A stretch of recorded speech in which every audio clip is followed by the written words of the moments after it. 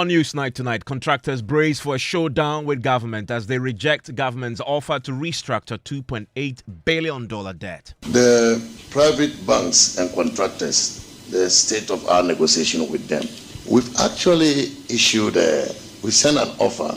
How? We are not going to accept it. Because when we do, it means we will be in debt perpetuity. Because where are you going to get money to pay?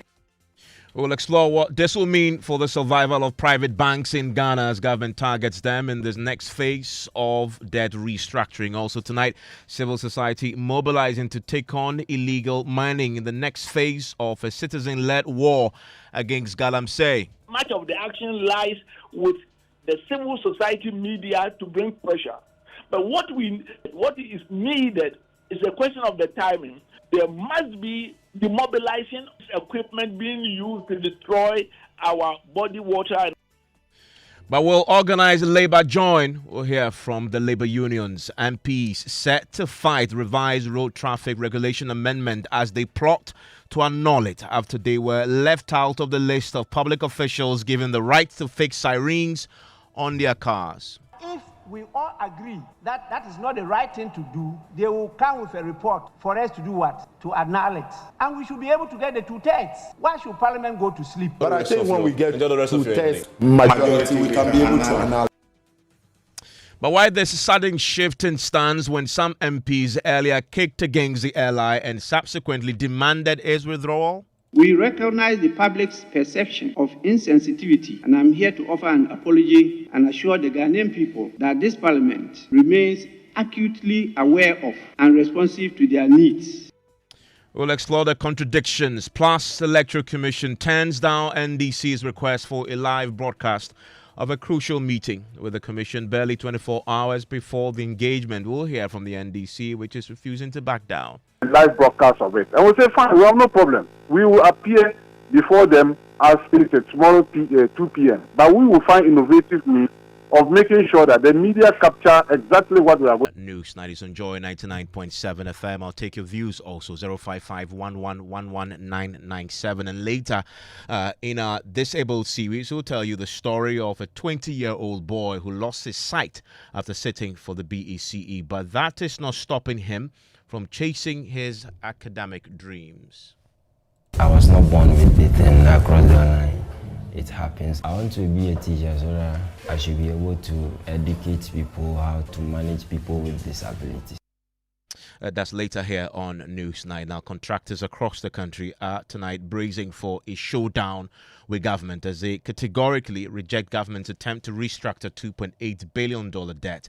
Even before government presents the terms of the next phase of its debt restructuring program, the Association of Road Contractors say there is no way they will agree to the restructuring that will see them forgo some huge arrears. The recent round of debt restructuring will also affect private banks. Listen to the Finance Minister, Dr. Mohammed Amin Adam, announced that an offer has already been made to the private banks and to contractors. The private banks and contractors, the state of our negotiation with them, we've actually we sent an offer. We asked our advisor to send an offer to them after we have physically engaged with them. I visited China. We've also engaged some of them in Ghana. And we think we are ready to share an offer, to present an offer to them for their consideration. And so we've instructed our advisors to share our offer with the creditors, the commercial creditors, and hopefully they will accept the terms that we are offering to them. I think it's about $2.8 billion that is outstanding. Joining me right now is the National Chairman of the Ghana Road Contractors Association, John Affle. Thank you very much, Mr. Affle, for your time here on Newsnight. Has an offer been shared with you? Oh, thank you very much, Evans, for reaching me. We haven't been reached as such. And I think what I have read is pertaining to the foreign contractors. We local contractors haven't been approached, and I don't think we will be involved. Because the amount we owe is far much less than the $2.8 billion. What is outstanding is just even less than the $1 billion. So I don't think we, the local contractors, are involved in this transactions. In the first round, though, of domestic restructuring, were you contacted at all? Not at all. Not at all. I know this issue of arrears has been a major one. Has an attempt been made to clear those arrears? Sorry? In terms of the arrears that government owes you, has an attempt been made to clear the arrears? No, not yet. How much are you owed? For now, at the road sector, that is where I can talk much. And it's about 9.9 billion Ghana cedis and about 2.2 billion Ghana cedis too from Cocoa Board. So you're talking in excess of some 11 billion 11, cedis? Yes. And how long have this debt been on the books? Oh, it was much higher than that, but there are efforts to. The government has been paying in bits, but as at the end of last month, that was the outstandings left. And I know there's something in the pipeline they are looking at to reduce the outstandings for us. Am I getting a sense that you've received assurances that you will receive payment for the 11 plus billion that you're owed?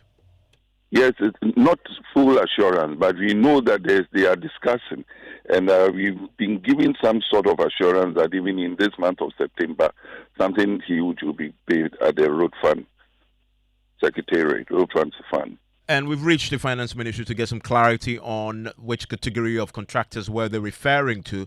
But do I hear you say that if you are included in that list, you will not participate?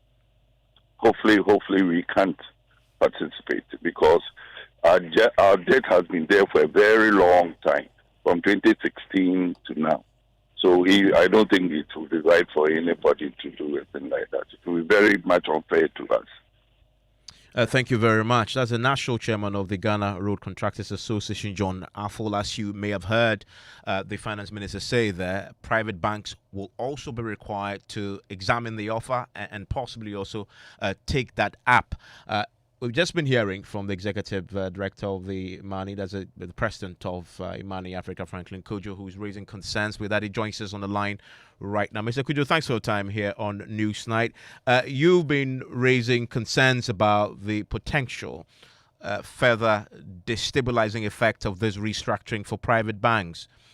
Why is there such an alarm around this? I mean, government says this is needed, as you know, to stabilize the economy.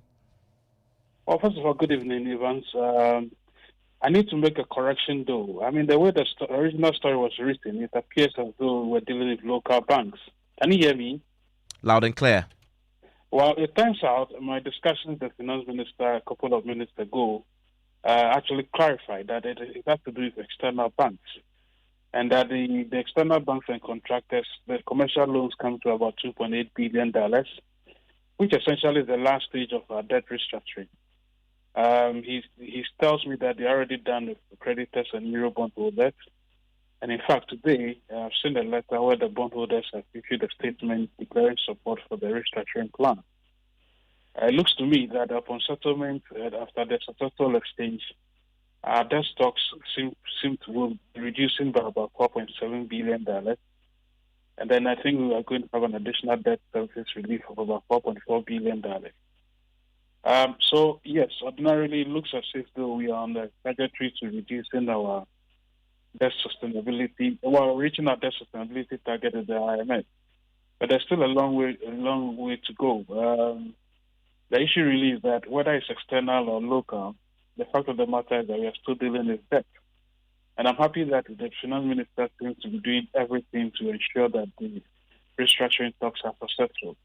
What I worry about is the behavior that led to the situation we are currently in.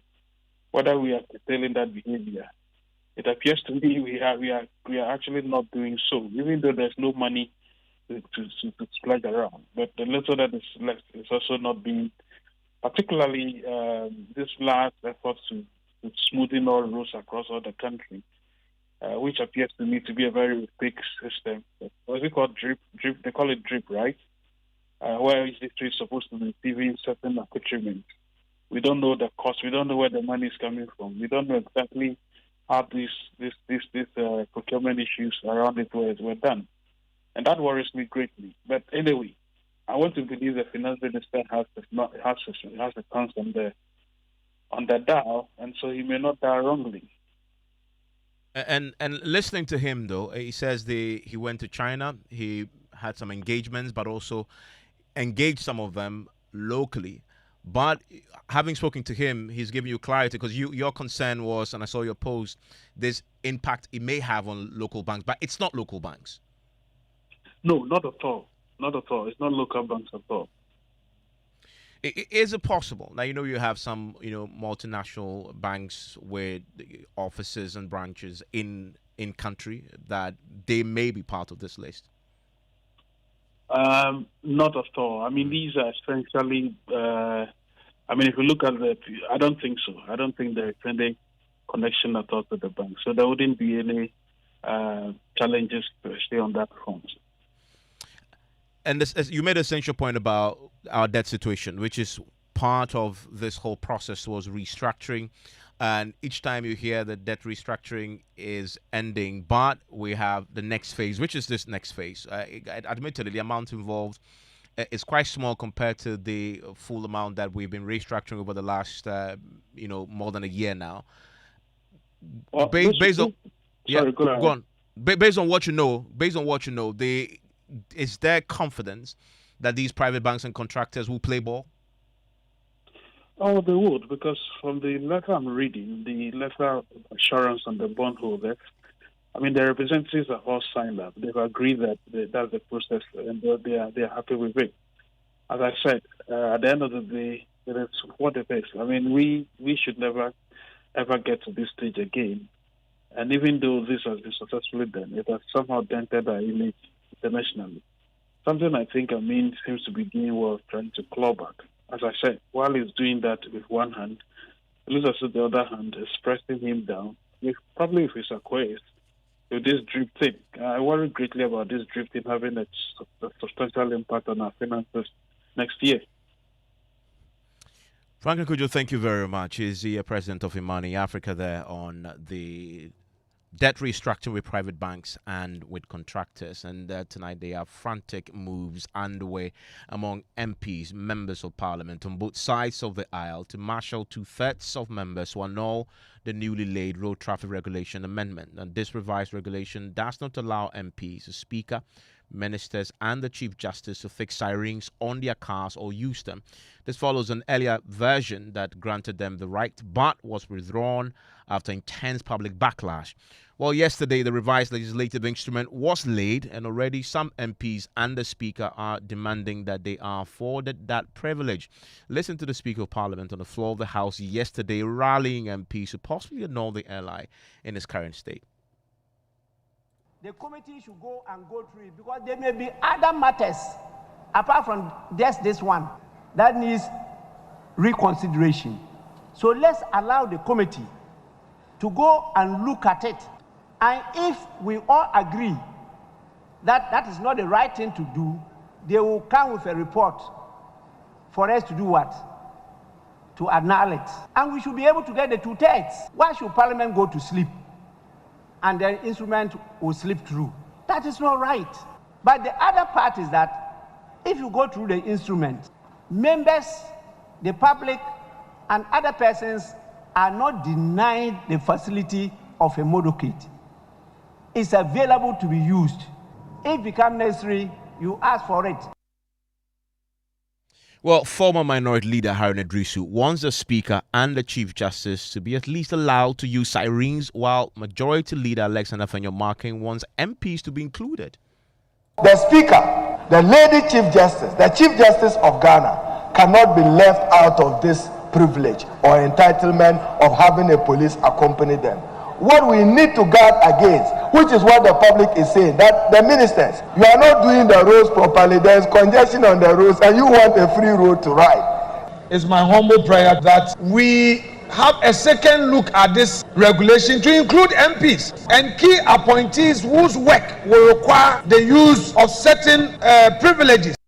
Well, beyond the concerns raised on the floor by the MPs, we are now learning that there are real moves tonight to have the LI as laid annulled, because as it is right now, it excludes the MPs from using the sirens on their vehicle. Listen to the deputy whips on both the minority and majority side speak to me on PM Express last night. I am of the opinion, strong opinion, that members of parliament should be allowed to use the siren, with all due respect to the public. Because the point is that out of 30 million Ghanaians, we are only 275 members of parliament privileged, and we have been elected, meaning we are representing the 30 people. And if you look at the constitution of Ghana, how it has been framed, when we go to 2024 election, it's two people that have been elected, members of parliament and the president. Now, if you come and look at the constitution in Article 117, 116, 118, for there are immunity to members of parliament. Then where we are immune to being arrested, being safe, being summoned, and all those things. Now, there will be a serious problem. Assuming I am driving to Parliament and I have my siren on, and the police stopped me on the road and said that, oh, the regulations say that you cannot use the siren. But the constitution also says that when I'm going to Parliament, you can't arrest me. Which one? So for clarity, what has been relayed today, does it still give you the right to use it, or it's been taken out? No, it has been taken out. Okay. So what has been laid today is only the president. Even the Speaker of Parliament is not supposed to enjoy that. So Parliament cannot use. Cannot. What about the Chief Justice? No. Clearly, it is going to be a problematic law. Okay. But the Speaker has been given motorcade already. Yeah, you can use the motorcade, but don't use the siren. I guess that's... But coming to the MPs, you know, that's how democracy operates. The people, you bring a law, they will say we disagree. You have to take it. Then you consult, listen to them, and address concerns. Then you come back. Which is what you've done. And it has happened several times. So in 21 days, this becomes law? Yeah, in 21 days. But today is just the first day. Okay. As to whether it will get the 21 days, because we'll come somewhere in October. Yeah. And we have 92 days to elections. We are already in the whole of September, we are not coming. Then we'll come somewhere in October, maybe for 3 weeks. And as to whether for the 3 weeks plus what, today, one day, you'll get the 21 days. Okay. Listen, enjoy the rest of your... But I think when we get to test majority, we can be able to analyze. So that there is the sense from both sides there. And the last voice that you heard is the majority, the deputy majority whip there, who talks about the 2/3 that they require to annul it. My colleague, Parliamentary Affairs correspondent, joins us on the line right now. Quickly, when the initial LI was laid and opposed by the public, the minority side put out a statement asking government to withdraw it, didn't they? Well, yes. In fact, the minority leader himself, Dr. Cassiel Atoforsen, did sign a statement and put it out that, given the sensitive nature of the decision that the Roads Ministry and the Transport Ministry was taking, and given the public backlash, they were of the view that must be withdrawn, that LI. And in fact, they went on to say that there had not been consultation, that a lot of people were blindsided by that decision. So the minority, as a caucus, did take the stance of the people at the time that said, you do not need to give MPs this privilege because the public have spoken against it. And that is exactly the position the minority held at the time. When it comes to the Speaker, Evans, the Speaker of Parliament did first deny knowledge of that. In fact, we fact-checked that here, and it was revealed that that could not have been true, because on the day that LI, which granted MPs and other public office holders that specific right, it was Alban Bagden that was in the chair. Later on, that LI was withdrawn, and the Speaker of Parliament subsequently issued a formal apology, in fact saying that that LI was clearly insensitive to the public, and it's for this reason that Parliament has learned the lessons, and it will not happen going forward. Listen to the Speaker at the time. Including ministers of state, members of Parliament, and justices of the Superior Courts of Judicature, the privilege of using sirens on our roads and exemption from speed limits. Honourable members from Western Region, this provision has been perceived by many as a means for the political class to evade the very traffic challenges that affect the general public, leading to widespread public outcry and intense debate on social media platforms. In light of these developments, and following the opposition's firm stance against the legislative instrument, the government has decided to withdraw the proposed amendments. Today, I wish to address the very key issues arising from this situation, provide clarity on the legislative process, and engage in a constructive dialogue about the future of subsidiary legislation in our beloved country. We recognize the public's perception of insensitivity, and I'm here to offer an apology and assure the Ghanaian people that this Parliament remains acutely aware of and responsive to their needs. I want to bring in Ahmed Ibrahim, is the first Deputy Minority Whip, joins us on the line right now.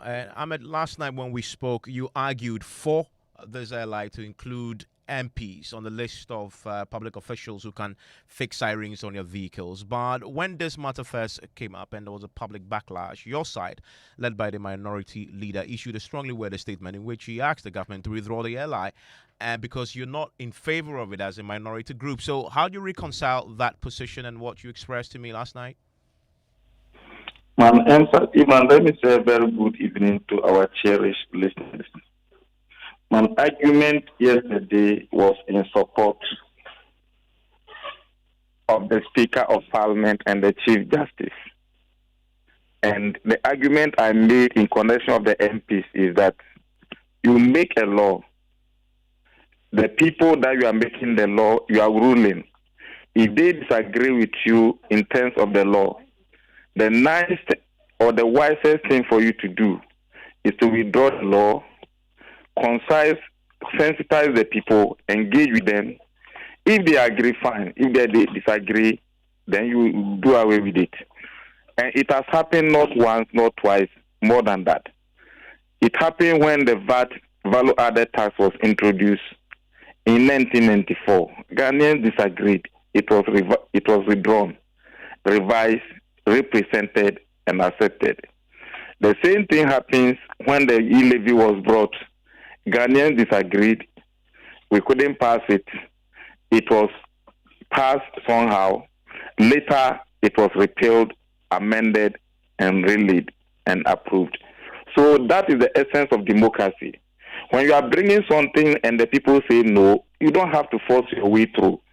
So when the people disagreed with Parliament, it was on that basis that we say, yes, Ghanaians, the people are always right. Your employer will always be right. So let's withdraw it. It was withdrawn. But what was laid yesterday was so defective to the extent that the Speaker of Parliament himself is not given the opportunity to have a siren on his car. The Chief Justice of the Republic is also not given the chance to have siren on his car. And these were the two most critical issues that yesterday I shared my views on. By looking at the collective wisdom of the House, Evans, it is only a fool who will not change his mind. If you listen to the collective wisdom and the various contributions made by both the Honorable Haruna Idrisu and the Honorable Major Ken Ajapong, even though everybody had a step ahead of the other, Haruna Idrisu argued that it would be wrong to personalize legislation and that we should not conceive the law as if we are legislating against Speaker Babin. But the office of the Speaker of Parliament is what the law is being made for. The office of the Chief Justice is what the law is being made for. So to say it is only the President of the Republic of Ghana who is entitled to use siren is unheard of. However, that law is being promulgated by parliamentarians in Parliament. And it was on that note that Honorable Kennedy Ajapong also rose on his feet and said, in fact, we must be bold. We must not continuously be legislating to the disadvantage of our good self, simply because we are politicians. And you support that position? That's where we are, and this is what happened yesterday. So you support that position to include the MPs on the list? To include the MPs, so long as it is not popular with Ghanaians, I cannot support it now. But you said that is only a fool who doesn't change his mind. And in your case, you're making that point to reinforce. I'm saying it in connection with how we have changed our minds on the e-levy, how we change our minds on the value-added tax, how we change our mind in the previous law that we passed. That's where I brought the proverb. And in this case, as we speak tonight... In this particular case, the mood of the country is not in support of it. And if you say, if you say you are bringing it now, Evans, it will be a problem. Even left to me alone, what was laid yesterday wouldn't have even been laid at all. So just for clarity, because yesterday you made the point about how MPs, in essence, also will need this because of the work. Oh, clearly it happens. And there are certain instances that we send dispatch riders and motorcades to go and bring MPs for votes. I remember as a deputy whip, in most instances, even I remember there were days that, especially the central and western region MPs, and most of the MPs who stay in Kaswa, when there's traffic and there's an emergency vote in Parliament, we have to send dispatch riders to go and bring them. So it is practical challenge that we've been facing.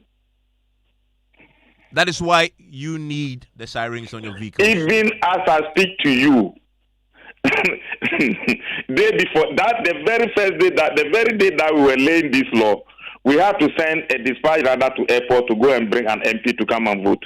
Even though by the time the MP got here, the vote didn't even come on. So there are practical challenges, but as and when we get there, Evans, whether it is a necessity or not, you cannot proceed just to lay it. You need to engage Ghanaians, consult them, and get their buy-in before you proceed. Because we are not there to represent ourselves. The verdict on this is very loud and clear, and we play the speaker. There's a reason why the speaker apologized formally to us all, because he recognized that the public was opposed to it. Exactly. But as we speak tonight, from the conversation I had with the two leaders, in fact, your other colleague was very clear that there is a consensus around getting 2/3 to annul it and stop it from actually maturing. No. There is. You can't call it consensus. You can call it sentiments, because we have not collectively had a meeting on that. A consensus is built, but the individual sentiments, until you segregate them, until you congregate and take a decision, you can't say you have built a consensus. And where do you stand on that spectrum of sentiment? Are you towards those who say let's mobilize? Evans, I will be a hypocrite to say that I'm against it, because I'm a beneficiary to the SRM. The majority leader has a dispatch rider. The minority leader has a dispatch rider. The Speaker of Parliament has a dispatch rider. The clerk to Parliament has a dispatch rider. I'm telling you this. Evans, there are practical challenges that we need to solve. And clearly, the way we are eroding the courtesies of the Speaker of Parliament, it will come to a point that the Speaker will be so weak that Parliament itself will be weakened. You remember not so long, the military guards to the Speaker were all withdrawn. Evans, are you aware of that? You tell me.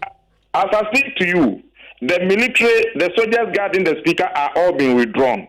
Meanwhile, the Electoral Commission, J. Mensa, has about 31 soldiers who are guiding her. Between J. Mensa and Speaker Alban Bagbin, if you compare the two, who is ahead of who in terms of national ranking? I mean, with that said, the J. Mensa one, nobody sees anything wrong with that. Yes, but the Alban Bagbin one, people see everything wrong with that. With that said, when your leader, the minority leader, said, quote, "We have instructed all our members on the committee to strongly oppose it at the committee level," when he said that, he was wrong, was he not? The majority lead all of us, and when he gives a directive, I cannot go against. But now you're disagreeing with him. No, even you may disagree, but you cannot go against it. Yes, but now you just said that you'd be a hypocrite if you don't say you also want it, but you disagree with that position now. No, I'm not saying if I don't want. I say I'm a beneficiary. And you want that to be. We were all using the sirens before the legislature. That's what I mean. So you will no longer oppose this. I said. As benefiting from as was instructed by your leader. It has now been outlawed. But here's the thing. Why was I using it? But here's the thing, though. I mean, you are not an ordinary member on the minority. You are part of the leadership, and so when your leaders came together and issued that statement. Evans. What has changed? I mean, this is a month. It's just been a month. What has changed? No, not what has Evans. You can legislate today and legislate and do amendment. And that is the essence of Parliament. Isn't it? Finally, let me ask you, this sentiment to annul it, stop it before... Exactly. That's how I want you to call it. I don't want you to call it a consensus because the House has not reached any consensus I'm anywhere. using your word. There are individual members who are venting their sentiments. Yes. So I'm using that. This sentiment to arrest it and annul it before the 21st day, before it becomes law, will they actually materialize, knowing the sentiment? Will MPs actually do it? Evans. Hello? Yes, Ahmed. Yeah, I can hear you now. I'm just asking whether that would actually happen, knowing what you know in the House. Evans, the House has adjourned. Members have gone to their constituencies. So it is only when we come, and it will take 21 days before it will come to law. But before the 21 days, the Constitution is clear. Article 77:11. The Article 11:7, excuse me to say, is clear. Unless we get 183 MPs to vote against it. But even why are we going to get 183 MPs to congregate in Parliament from this time up to December 7th? Ahmed Ibrahim, thank you very much. He's the first deputy minority whip in the House, and I know many of you were very, very passionate about this subject, for which reason the Speaker apologized, and you heard his apology there, but he said the sentiment now appears to have changed. Yesterday, the LI was laid, and the MPs were excluded from the list of public officials who enjoy the use of sirens on their vehicles, and as you've heard explained, they now believe that shouldn't have been the case, and there is strong sentiments that they should mobilize to truncate this process from fully maturing, turning that LI into fully fledged legislation.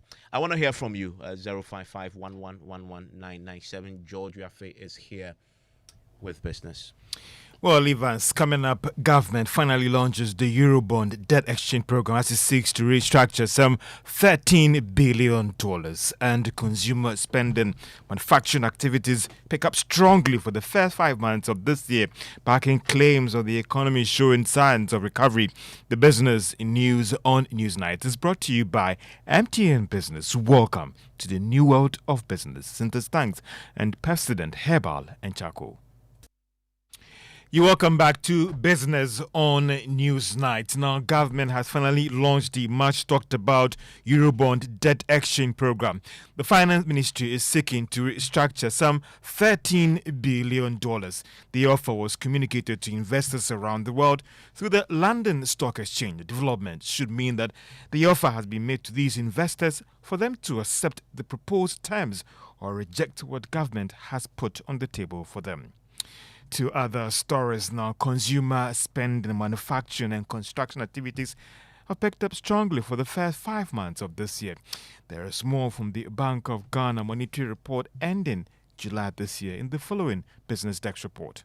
Consumer spending as measured by domestic VAT and retail sales posted positive performance in May 2024.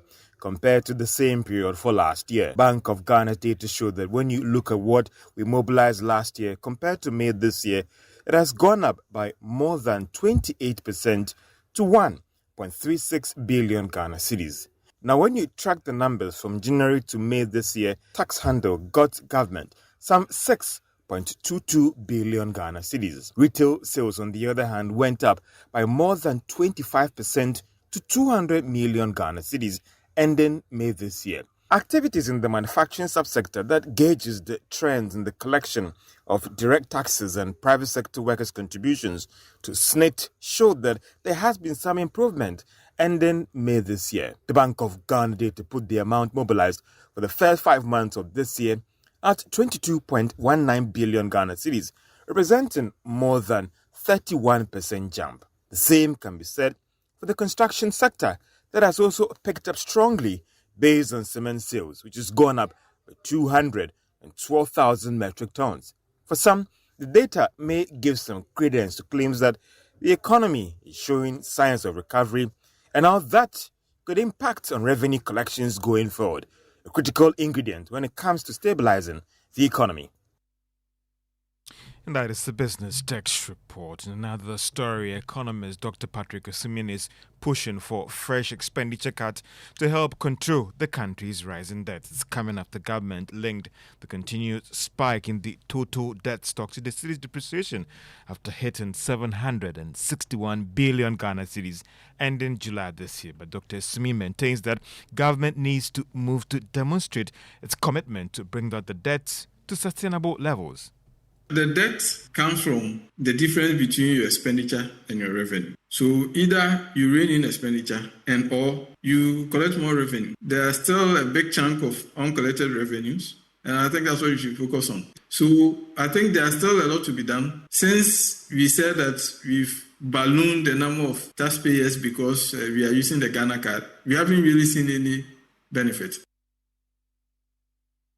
Economist Dr. Patrick Osumin.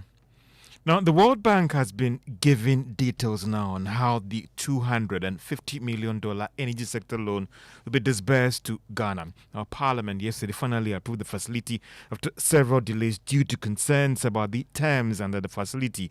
World Bank Country Director Robert O'Brien says that the drawdowns will be carried out just like other project funding for the country. So one is the development policy support, and that's the modality where we agree with the government on a number of policy and institutional reforms, and once the government accomplishes those, we disperse. So that's a rapidly dispersing. The second one, broadly speaking, is a project where it's traditional implementation through procurement. So contracts are signed, contracts are procured competitively, they're signed, and then the money flows in accordance with the particular contract. And then the third modality is what we call a program for results, where there's specific results agreed in a sector like education or health, and when those results are obtained, there's an agreement on the amount to disperse to support the government's program. The energy program for results, or energy project, where we're going to be supporting things like the procurement of prepaid meters to continue the rollout of prepaid meters, improve the distribution systems in Ghana, but also undertake audits of the cash waterfall mechanism to ensure that there's good transparency around the financial flows within. World Bank Country Director Robert O'Brien. Now, MasterCard Foundation and MES has actually begun a series of engagement to support digital inclusion in Ghana's educational sector. The move aims at gathering ideas for educational technology strategy in the country. Shiraj Sharjah is the head of strategic partnership at the MasterCard Foundation and has been explaining why they are going this way to support the economy. Came out was there needs to be some sort of policy or strategy run by the government. So now you see us here today, a year on, a lot of discussions from that call of action has been had. You see the Ministry of Education here, they're talking about the ICT in education policy and how EdTech roadmap will fall into it. They're going to soon be asking who is willing to come and sit down together to bring us the data. Give us, based on your experience, what is working out there, peri-urban, urban, rural schools, so that all of it is combined. One of the things we hope to see is that government also saying that this is not a government to it alone. They will need to work with the entire tech community. So that's why we kind of started this particular second forum. Shiraj Shah is head of strategic partnerships at MasterCard Foundation. And that's all for business on Newsnight. Back to you. And that's all for business on Newsnight. You're live here on Newsnight. It's on Joy 99.7 FM. He lost his sight right after sitting for the basic certificate examination. That's the BECE. Robert Amponsa faced overwhelming challenges and despair, but his determination to continue his education never wavered. Now, the 20-year-old is pursuing his academic dreams with renewed hope. Emmanuel Jivenu has more in our Joy News series, Disabled. We are going to look at one of our selected poems. All the meanness and agony without end, Robert Amponsa was not born blind. For 20 years, he has seen the beauty of the world and made a lot of memories with friends and family. Memories he will relish for life. Unfortunately, his sight failed him just after sitting for the Basic Education Certificate Examination, BECE. I decided to visit a hospital and they told me that it's glaucoma, so gradually, no matter what I'll do, it will go off. It left the young man constantly in tears, and the thoughts of having his eyes shut forever haunted him. At the ending of December, and both of the eye went off.